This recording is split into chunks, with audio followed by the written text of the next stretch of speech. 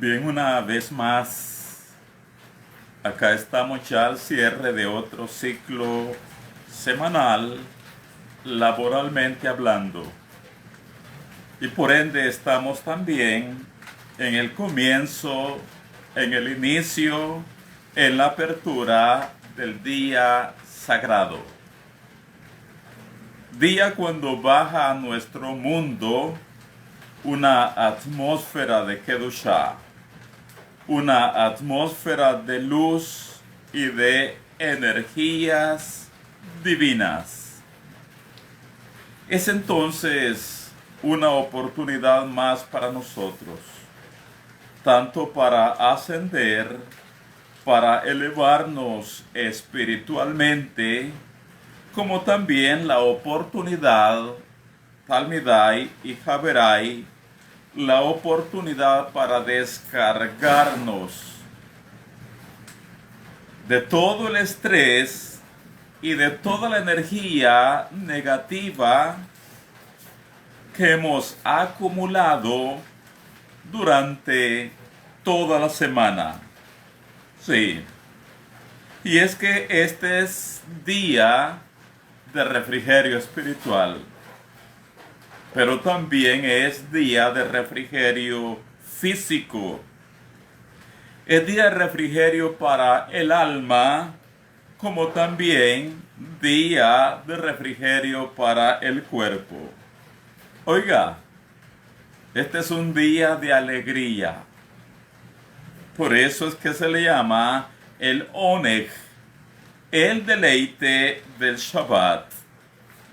Así que Talmidai y Haberai, hoy día 10 de julio y día 26 del mes cuarto del calendario hebreo, acá estamos una vez más agradecidos con el Creador del mundo, por supuesto. Agradecidos con Akadosh Baruj Hu por permitirnos nuevamente accesar a esta ventana cósmica semanal. Como también Hashem nos da la oportunidad para activar nuestras conciencias mediante el estudio de nuestra Torah. Y en el caso de hoy, pues tiene que ver con Matot, nuestra parashá número 42, y Mas'e, nuestra parashá número 43. Matot, como sabemos, significa tribus, varas de mando. Y Mas'e, nuestra sidra número 43, Mas'e significa salidas, viajes, jornadas, marchas, etc. En esta parashá tenemos el recuento de las 42 jornadas de los hijos de Israel, desde la salida de Mizraim, desde la salida de Egipto, el día 15 de Nisan del año 2448 de la creación del mundo, y hoy, 40 años después, tenemos a las tribus de Israel acampados frente a las fronteras de la tierra prometida. Así que básicamente de esto tratan las dos parashot de nuestra semana. Y por supuesto, el estudio, la enseñanza de la Torah tiene que ver con clarificar cada una de ellas. Así que con este contexto, comencemos con Matot. Y comienzo diciéndoles lo siguiente. Por supuesto, nosotros vivimos en este mundo de la materia. Vivimos en este mundo físico donde todos fluimos con los 5 sentidos naturales. Todos fluimos, todos, con los 5 sentidos naturales. Lo físico con lo físico, lo natural con lo natural. Por eso es que millares de personas creen que esto es todo. Lo físico, lo natural, y creen que ya no hay más de esto. Cada mañana nos levantamos todos, sí, a interactuar cada quien con lo propio de nuestras funciones en nuestro mundo, con nuestros sentidos naturales, y ahí vamos con todo. Y ahí vamos con todo. Ahora, la conciencia que debe ser activada en todos, y esto es vital, medular. La conciencia que debe ser activada en todos es que, paralelo a nuestro mundo físico, hay también un mundo espiritual. Paralelo a nuestra dimensión física, también hay una dimensión superior. Y esta es 99 veces superior a la nuestra. Y es a la que nos debemos y a la que tenemos que rendir cuentas, puesto que ese mundo paralelo al nuestro es el amo, señor y dueño de este. Y amo y dueño también, por ende, de todos los que acá habitamos. De hecho, esa dimensión espiritual paralela a la nuestra es la que creó esta en la que vivimos. Y no solo la creó, sino que también le estableció reglas. Le estableció normas, las formas en que los que acá vivimos debemos actuar, debemos proceder, debemos vivir. Cuando hacemos las cosas bien acá en nuestro mundo, esa dimensión que es superior 99 veces a la nuestra, cuando hacemos bien las cosas acá, pues ese otro mundo nos premia. Nos hace estar y vivir muy bien acá en nuestra dimensión. Ese otro mundo nos recompensa con todo tipo de bienes y favores. En su defecto, no seguir las reglas que esa dimensión espiritual, que ese otro mundo le estableció al nuestro, esa dimensión espiritual diseñó un sistema de causa y efecto. Y de esta manera, las personas, al no seguir las reglas que esa dimensión espiritual le estableció a la nuestra, las personas nos autocastigamos. Nos autodisciplinamos nosotros mismos. Nos autoazotamos, y esto sucede así porque por ese diseño cósmico de causa y efecto. Ahora, la primera enseñanza de la Parashá Matot, Sefer Bemidbar, libro de Números, capítulo 30, nos habla de votos, promesas y juramentos. Y así comienza la sidra número 42. Votos, promesas y juramentos. Y ciertamente todos, en diferentes y por diferentes circunstancias o momentos de la vida, todos hacemos votos y promesas. Y no hay ningún problema en ello. No lo hay. El problema está en hacer votos, promesas o juramentos y no cumplirlos.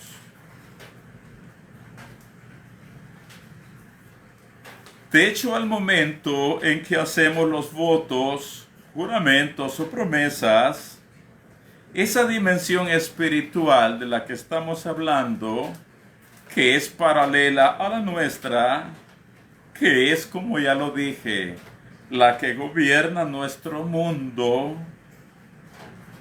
esa dimensión espiritual, cuando nosotros hacemos votos, promesas o juramentos, toma nota. ¿Y de qué toma nota la dimensión espiritual?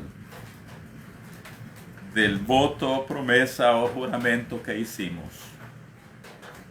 Día, hora y lugar. Y más. La dimensión espiritual toma nota de esa promesa que hicimos. Queda registrado en el universo. Por lo mismo, la dimensión espiritual velará porque ese voto que hicimos velará para que lo cumplamos. Al llegar el momento de cumplir nuestra promesa, cuando ya viene el momento y lo cumplimos, ese otro mundo, esa dimensión espiritual, oiga, se complace, se agrada y trae bienestar a esa persona y a todos sus alrededores, por no decir al mundo entero. Ahora, no cumplir lo prometido hace que se cree un caos o un desequilibrio en el universo. Y en el sistema cósmico de causa y efecto, por el incumplimiento del voto, promesa o juramento, oiga, por el incumplimiento, el cosmos, el universo emite sobre esa persona que no cumplió la promesa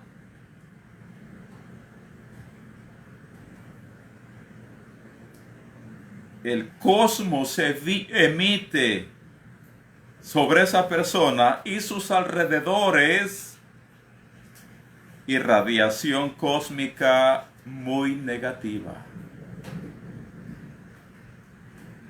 la cual afecta y afectará a esa persona que no cumplió el voto y a todos sus alrededores les afectará en maneras diferentes. La lección en esto es que toda vez que nosotros hagamos votos o promesas, cumplámoslos. La Escritura nos dice, cumple lo que prometes. Y nos agrega, mejor es que no prometas y no que prometas y no cumplas. Cumple lo que prometes. Mejor es que no prometas y no que prometas y no cumplas. Bienvenidos los que van añadiéndose. Avancemos. Desarrollemos otra enseñanza. Siempre en Matot, nuestra parashá de la semana, en el capítulo 31 tenemos el mandato del Eterno de hacer la venganza de los hijos de Israel contra Midian. Así que ya básicamente desarrollamos el capítulo 30. Hoy vamos por el capítulo 31. Sefer Bemidbar, libro de Números. El mandato del Eterno de hacer la venganza de los hijos de Israel contra Midian. Quiero que leamos en el capítulo 31, versículos del 1 en adelante. Dice, Hashem habló a Moshe diciendo, haz la venganza de los hijos de Israel contra, leo en español, los madianitas. Después será recogido a tu pueblo. Entonces Moshe habló al pueblo diciendo, armaos algunos de vosotros para la guerra, y vayan contra Midian y hagan la venganza del Eterno en Midian o en Madián. 1000 de cada tribu. De todas las tribus de los hijos de Israel enviaréis a la guerra. Así fueron dados de los millares de Israel 1000 por cada tribu, 12,000 en pie de guerra. Dice el versículo 6. Y Moshe los envió a la guerra, 1000 de cada tribu envió. Y Pinjas, hijo del Cohen Elazar, fue a la guerra con los vasos del santuario y con las trompetas en su mano para tocar. Reitero el versículo 6 porque nos vamos a detener un buen rato acá. Vamos a clarificarlo un poco. Y Moshe los envió a la guerra. 1000 de cada tribu envió. Y Pinjas, hijo del Cohen Elazar, fue a la guerra con los vasos del santuario y con las trompetas en su mano para tocar. Tenemos en este versículo 6 dos áreas. Acá, importante clarificarlas. Y más allá de clarificarlas, por supuesto, extraer para nosotros el shiur, la lección. La primera, vemos acá el envío o la salida a una guerra. Algo propio de nuestra dimensión física. Las guerras son algo propio de nuestra dimensión física. Y la segunda que tenemos acá es la inclusión o el agregar a lo natural el factor espiritual. Repito, la primera área es el envío, la salida a una guerra, algo propio de nuestra dimensión física. Y segundo, tenemos la inclusión o el agregar a lo natural el factor espiritual. ¿Qué tenemos acá?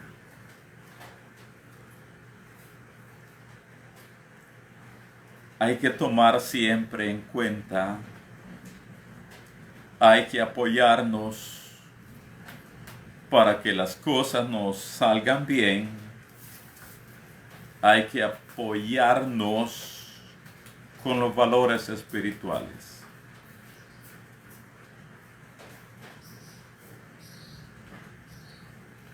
Hay que apoyarnos con la dimensión espiritual, que es la que gobierna a la nuestra. De una o de otra manera, oiga, todos salimos a guerras. ¿Sí? De diferentes maneras, todos, cada persona en este mundo, salimos a batallas con lo propio de este mundo. Emprendes un negocio, estás saliendo a la guerra. Comienzas una carrera, estás saliendo a una batalla. Vas a salir de viaje, lo creas o no, vas a una guerra. Tienes audiencia en una corte, una entrevista de trabajo, un proyecto en tu vida. Estás con fecha para una operación médica. Estás con fecha para casarte. Próximo a parir una criatura. Comprar o vender tal o cual cosa. Esto es para nosotros salir a la guerra en lo propio de nuestro mundo. Ahora, del versículo 6 de la Parashá Matot aprendemos que no hay que ir y no hay que salir solos. Y hay que aprenderlo bien. No ir y no salir solos a estas guerras, sino que hay que hacernos acompañar por el otro mundo, por lo espiritual. Mire, oiga, 12,000 de cada tribu salieron contra Midian, salieron a la guerra, la parte natural. Pero adicionalmente fue incluido el factor espiritual. Vemos que Pinhas iba con ellos. El factor espiritual. Pero al mismo tiempo, Pinhas llevó las vasijas del santuario. No solo van las tribus, no solo van los 12,000 a la guerra, a lo natural, sino que vemos la inclusión de lo espiritual a lo natural. Pinhas llevó las vasijas del santuario. ¿Qué más llevó? Las 2 trompetas de plata. ¿Qué representa esto? La inclusión de lo espiritual a lo natural. La inclusión de lo espiritual a lo natural. Lo que vemos acá es que para todo tipo de batallas, de guerras de las que ya hablamos y de otras que no mencionamos, siempre hay que buscar apoyo más allá de lo físico. Debemos hacernos acompañar por la dimensión espiritual, que es la que gobierna nuestro plano terrenal. Siempre hay que hacernos acompañar por la dimensión espiritual, que es la que gobierna nuestro plano físico.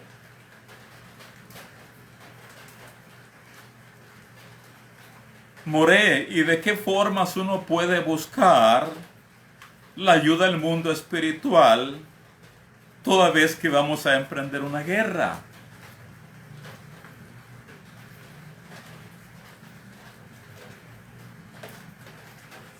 Hoy contra Midian fue la inclusión de Pinjas,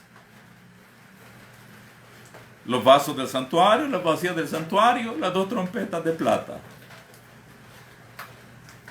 ¿De qué forma nosotros podemos buscar ayuda del mundo espiritual toda vez que vamos a emprender una guerra? Bueno, cada quien debe hacerlo según su nivel de comprensión espiritual. Y lo reitero, cada quien debe hacerlo según su nivel de comprensión espiritual. Por ejemplo, si vas a una guerra, a una batalla de las que ya mencioné y otras que no he mencionado, pero que siempre es básicamente ir a una batalla o a una guerra, si estamos diciendo que hay que hacernos acompañar de la dimensión espiritual, del factor espiritual, según nuestro nivel de comprensión, pues entonces conoces rezos o meditaciones específicas, hazlas.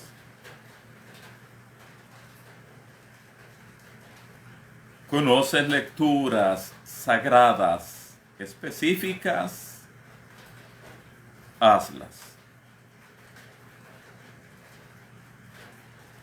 Puedes hacerlo mediante una tzedaká por adelantado. Puedes hacerlo, es decir, incluir el mundo espiritual a tu guerra a la que vas a salir mediante una segulá. ¿Conoces la adecuada? Hazla. Puede ser un voto o una promesa, etc. Cada quien debe hacerlo según su nivel de comprensión espiritual. Pero sí, lo que todos debemos entender es que no vayamos, no salgamos solos. Hagámonos acompañar como los 12,000 de cada tribu.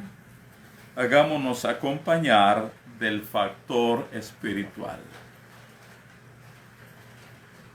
Eso es lo que hay que aprender. No salgamos, no vayamos solos.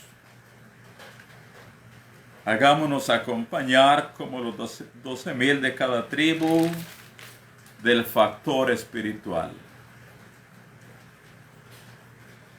Porque haciéndolo de esta manera, la guerra, la batalla a la que tú vayas, el proyecto, la visión a la que tú vayas o que emprendas, tendrá el apoyo de todo el universo. Y las cosas te saldrán mejor. Básicamente el mundo espiritual nos dice, si me invitan, voy. Si me toman en cuenta, cuenten conmigo.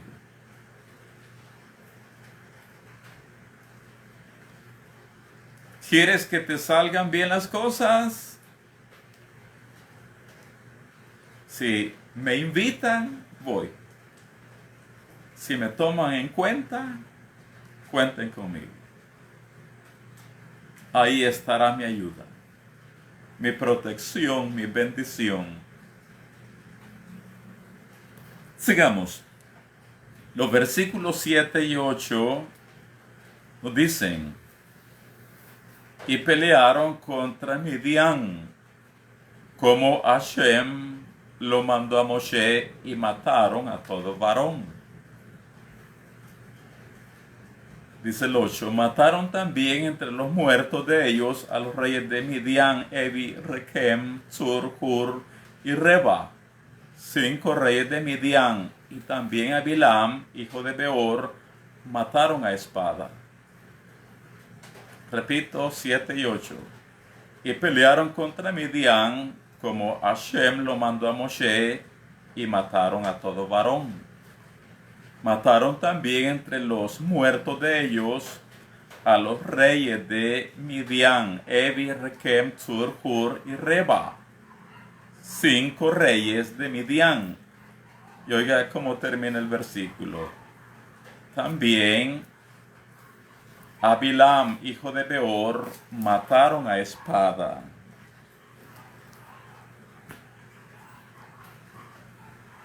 Al respecto, quiero que recordemos enseñanza ya conocida del Zohar. Pero a su vez, lo que quiero que extraigamos hoy es un hidush o un shiur nuevo. Vamos entonces a tomar lo que ya conocemos del Zohar HaKadosh para extraer una lección de vida para nosotros. Eso será lo nuevo. En esta incursión militar, las matot, las tribus, dice, mataron también a Bilam, es decir, el mago, el hechicero o el brujo. Hoy que van las tribus a la guerra contra Midian, después que mataron a todo varón y a los reyes, dice que también a Bilam, el mago, el hechicero, el brujo, mataron a espada. La pregunta es, ¿y cómo lo mataron? Porque la Torah escrita solo dice que lo mataron a espada. No nos dice más. Pero, ¿y cómo lo mataron? Si este tipo de personas, oiga, mediante sus conexiones con el mundo de la oscuridad espiritual, pueden y tienen la capacidad, tienen el conocimiento, a veces de transformarse, ya sea un animal y más, y así poder pasar desapercibidos. Este tipo de personas, como Bilam, el mago, el hechicero, el brujo, mediante su conocimiento del mundo oscuro, pueden desaparecerse.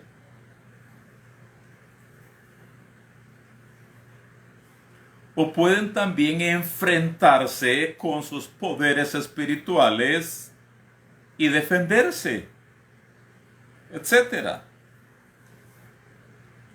La Torah solo nos informa que las tribus mataron a Bilam a espada y hasta ahí. Pero, ¿y este Rasha?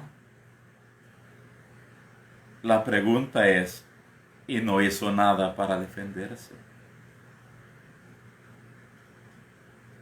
¿No hizo nada buscando salvar su vida? Bilam, conociendo todo tipo de conjuros, hechizos, encantamientos. ¿No hizo nada? Claro que sí. Por supuesto. Bilam utilizó sus poderes ocultos buscando salvar su vida. Él, por supuesto, trató de salvar su vida. Pero la pregunta es, ¿y cómo entonces lo mataron las tribus? ¿Cómo mataron a este brujo? Oiga, Bilam, el discípulo de Asa y Azazel, los dos ángeles caídos, Bilam con sus artes y a manera de escapar con vida, sabemos, salió volando.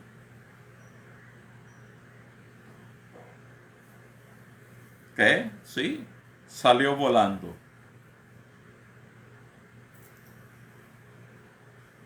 Literalmente, Bilam, buscando salvar su vida, salió volando. Pinhas y toda la tropa vieron esto. ¿Qué vieron? Que el brujo Bilam salió volando.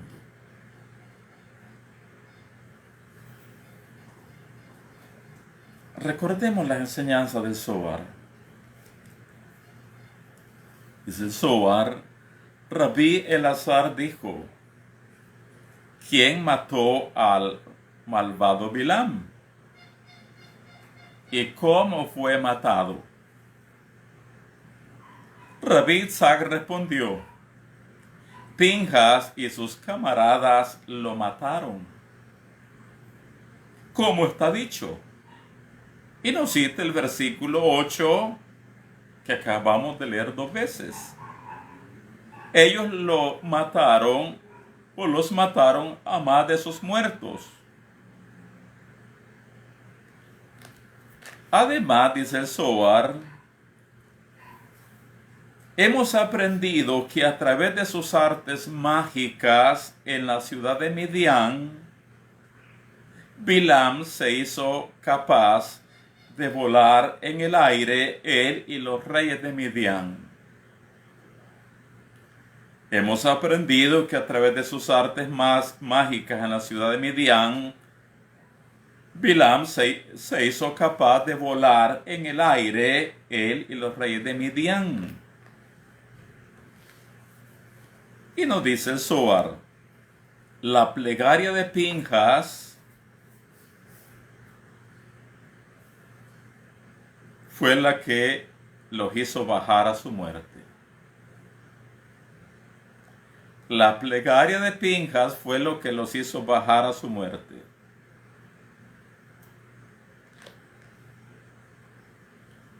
¿Cómo entonces fueron capaces de matarlo? Dice el Zohar. La respuesta ha de recogerse de una observación del libro de la sabiduría del rey Shlomo.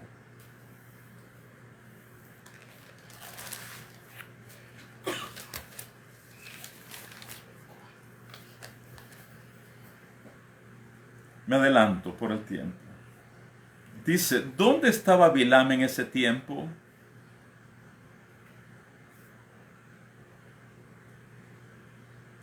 Dice el Zohar, dado que en su momento le dijo a Balac, ahora voy a mi pueblo. ¿Cómo pudo haber estado en Midian? La verdad es que cuando Bilam oyó que habían muerto los 24,000 en Israel por su consejo, se regresó por la paga, ¿se acuerdan? Regresó a Midian. Y ahí estaba. Cuando entraron las matot, las tribus de Israel, los 12,000 de cada tribu, ahí en Midian estaba Bilam. Cuando entró Pinhas, con los vasos sagrados y con las dos trompetas. Ahora dice el Zohar, cuando Bilam vio a Pinjas, que voló al aire con sus dos hijos, Yunus y Jumbrus. Estos dos personajes los menciona el Rab Shaul en las Nuevas Escrituras. En español dice ahí Janes y Jambres, los dos hechiceros que resistieron a Moshe en Egipto. Eran hijos de Bilam. Por eso dice, cuando vio Pinjas que Bilam voló al aire con sus dos hijos, Yunus y Jumbrus,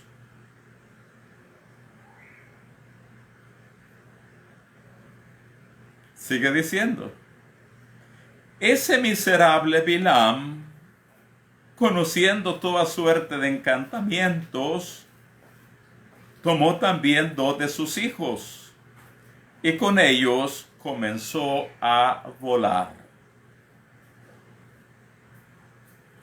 Cuando Pinjas vio volar un hombre en el aire,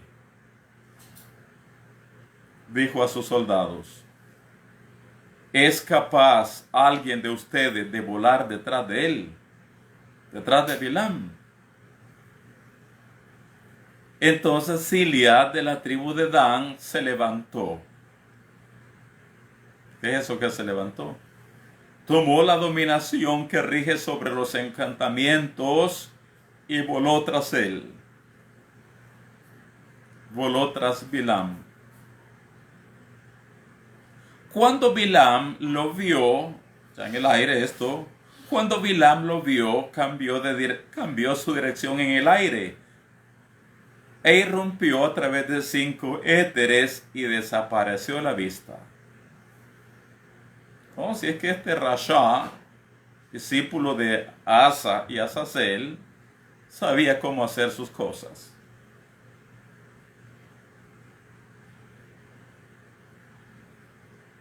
Silia estaba entonces tristemente vejado, no sabiendo qué hacer. A esto exclamó Pinjas. Oiga lo que dijo Pinjas. Sombras de los dragones que oscurecen todas las serpientes, tuerce tus trenzas. Y dice el Zohar, inmediatamente reveló su senda a Silia, se le acercó y ambos bajaron frente a Pinjas. Cuando Bilam bajó al frente de Pinjas, le dijo, miserable, ¿cuántos males azares has traído sobre el pueblo santo? Entonces dijo a Silia, mátalo. ¿A quién? A Bilam. Y Silia intentó matarlo de diferentes maneras, pero no tuvo éxito.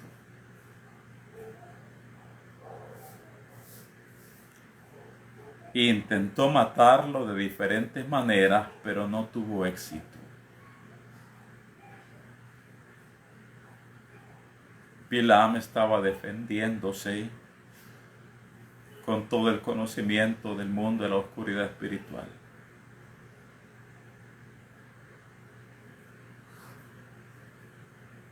Hasta que tomó una espada que llevaba grabada en cada lado una víbora.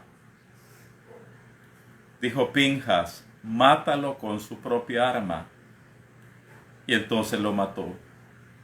Porque tal es la manera de ese lado, que quien lo sigue es matado por él. Esta historia del Zohar HaKadosh,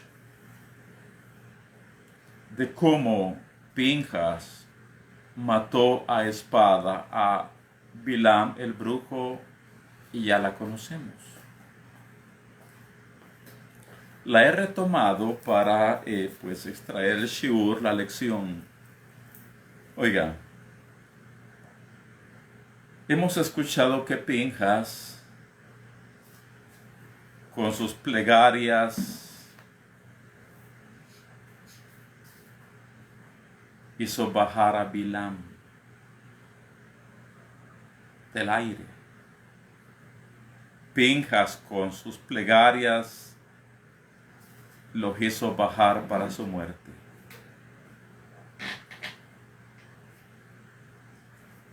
Y aquí viene la pregunta. ¿Qué plegarias, qué rezos específicos haría Pinjas?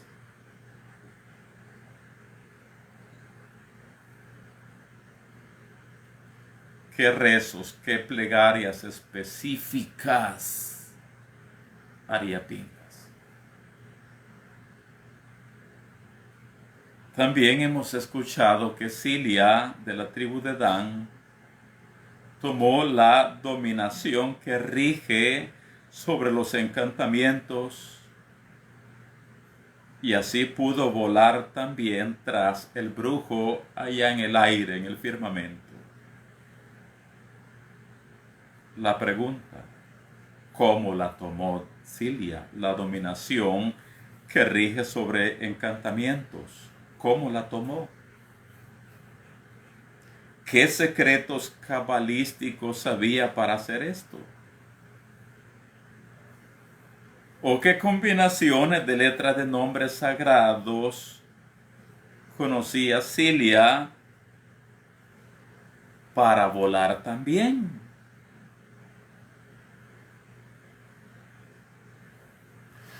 La lección para nosotros. En nuestro bajo nivel de conciencia, debemos conocer y hacer uso de las herramientas espirituales que el otro mundo nos ha provisto para saber cómo enfrentar situaciones en nuestro nivel. Debemos conocer y hacer uso de las herramientas espirituales que el otro mundo nos ha provisto para saber cómo enfrentar situaciones en nuestro nivel. Saber, por ejemplo, cuándo o en qué circunstancias, qué salmos recitar.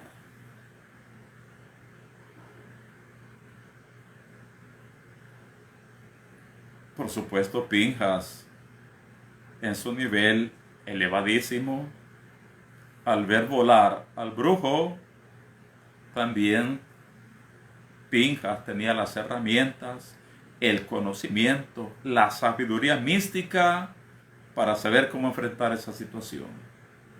Sabía los rezos, las plegarias específicas para hacerlo bajar. Cilia, de la tribu de Dan, sabía también cómo tomar la dominación que rige sobre los encantamientos. Sabía cómo activar códigos espirituales para salir volando también.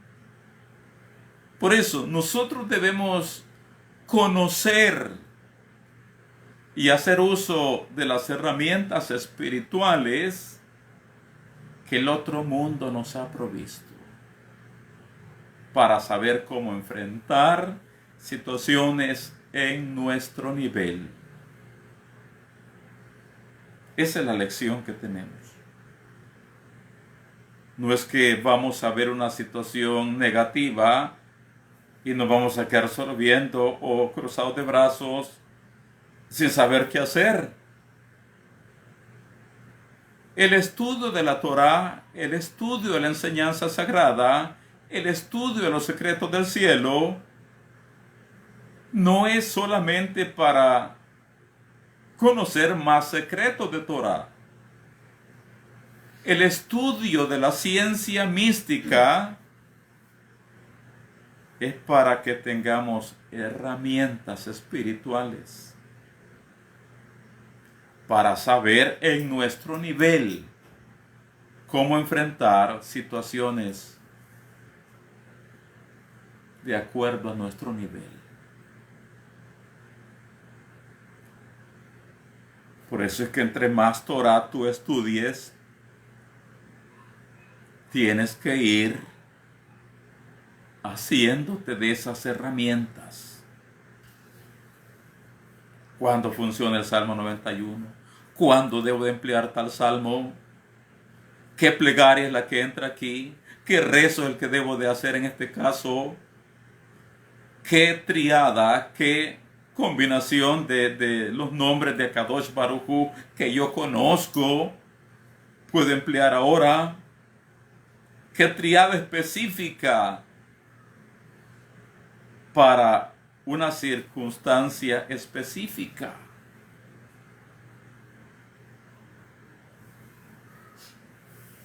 No te quedes entonces nada más con la satisfacción, el agradecimiento al Creador que has escuchado otra sesión más de Torah. Baruch Hashem por ello. No te quedes nada más que disfrutaste de otro shiur. Está bien. Pero el estudio de la Torah es para que aprendamos y para que utilicemos las herramientas espirituales que Hashem nos ha provisto para enfrentar situaciones negativas en nuestro nivel.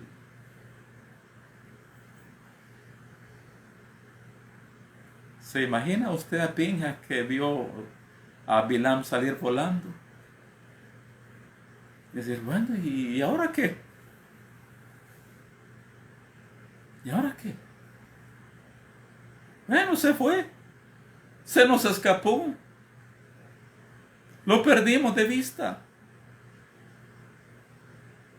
Bueno, que se haga la voluntad del Creador. Está bien. Pero recuerda que la parashá tiene que ver con salir a una guerra. Y para enfrentar nuestras guerras propias de nuestro mundo físico, hay que conocer principios espirituales, hay que conocer herramientas espirituales, hay que conocer lecturas específicas, rezos específicos, combinaciones de nombres del Eterno específicos, para saber qué hacer o cómo enfrentar una situación negativa que se nos presente a nosotros en su momento, y reitero, de acuerdo a nuestro nivel. Y así cerramos Matot y Mas'e, nuestra sesión introductoria.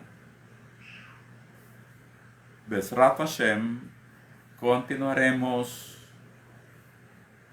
develando secretos de estas dos parashot combinadas en las siguientes sesiones. Im Irtze Adonai. Así que vamos a continuar Talmidai y Haberai con la ceremonia del Kiddush, la santificación de la noche Shabbat, invitándoles, por supuesto. Nuestra comunidad de Torah se abre a las 7 de la mañana, hora de El Salvador, para rezos, lectura pública, en este caso de las parashot combinadas. La siguiente clarificación de Matot y Mas'e, Bezrat Hashem, será presencial y virtual alrededor de las 11 de la mañana, hora de El Salvador. Y la última será a las 15 horas con 15 minutos, 3 de la tarde con 15 minutos, hora también de El Salvador. Así que Talmidai y Haberai, para todos un dulce y delicioso Shabbat. Shabbat Shalom, Shabbat Shalom.